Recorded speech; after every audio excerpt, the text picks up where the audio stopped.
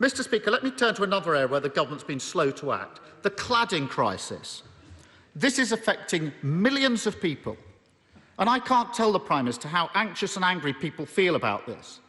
It's now 3.5 years since the Grenfell tragedy, which took 72 lives. So can the Prime Minister tell the House and the country why, 3.5 years on, are there still hundreds of thousands of people living in homes with unsafe cladding, 3.5 years on, and why are millions of leaseholders in homes that they can't sell and facing extortionate costs? Prime Minister. Mr. Speaker, in respect of the Honourable Gentleman's last answer, may I advise him to consult YouTube, where he will find an answer. He raises a very important point about cladding and the predicament of some leaseholders, of many leaseholders, and he is absolutely right, Mr. Speaker. This is a problem that needs to be fixed.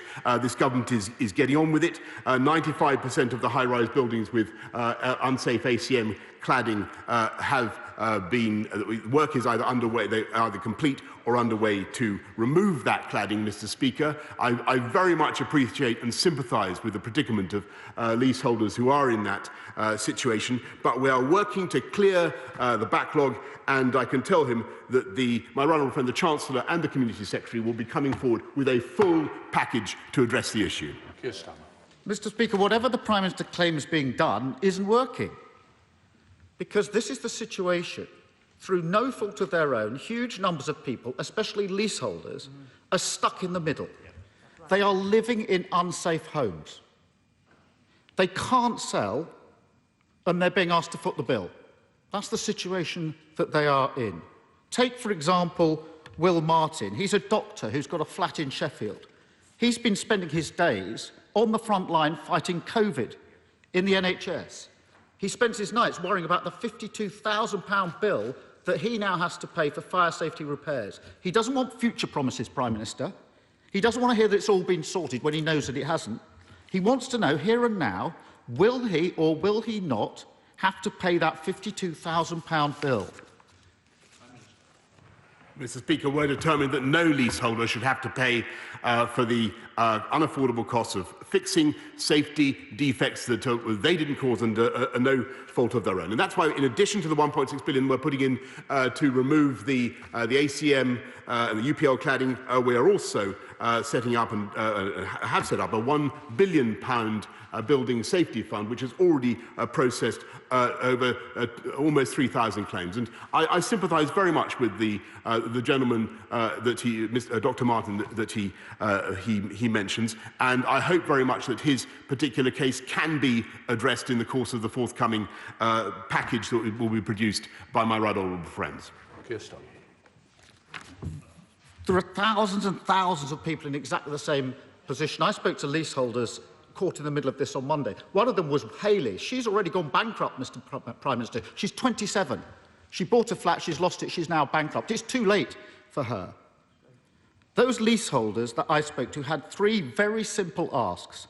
This is what they want: immediate upfront funding for unsafe blocks, a deadline of next year to make buildings safe, and protection for leaseholders. We put those forward for a vote on Monday. The Prime Minister says he's determined to do something about it. What did he do?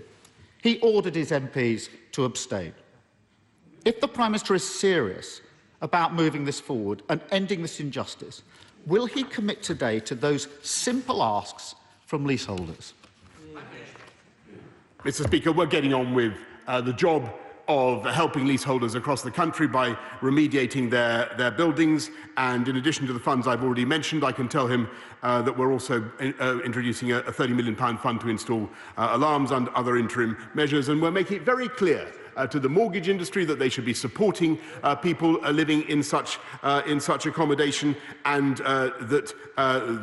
and making it clear to all sectors of the industry that people living in such homes should not be tied up in the whole EWS1 process, and that will benefit about 450,000 homeowners, Mr. Speaker. I think he's right to raise the problem, but we're getting on with addressing it, Mr. Speaker. And we're getting on with addressing the fundamental problem that afflicts this country, and that is the COVID pandemic. And that's why I'm pleased that we've now done 10 million vaccines, first vaccinations across the country. And I repeat, Mr. Speaker, had we listened to the right honourable gentleman, we would be stuck at go, because he's shaking his head, but he can check the record. Several times he said that this country should remain in the European Medicines Agency. And if he wishes to on a point of order, to correct me, because he said it was wrong just now, I think he should study the record and he'll find that is exactly what he did. We want to get this country safe again. We want schools to come back. Mr. Speaker, he continues to refuse to say that schools aren't safe, Mr. Speaker. And on the contrary, he spends his time looking at Labour focus groups who tell him that he should stop sitting on the fence. Prime Minister, Mr. Speaker, no, Prime Minister. Just in fairness, I think we've got to be somewhere near the question that was asked, and I don't want you to go around the world answering every problem and issue. There's a lot more questions who's going to allow you to do that.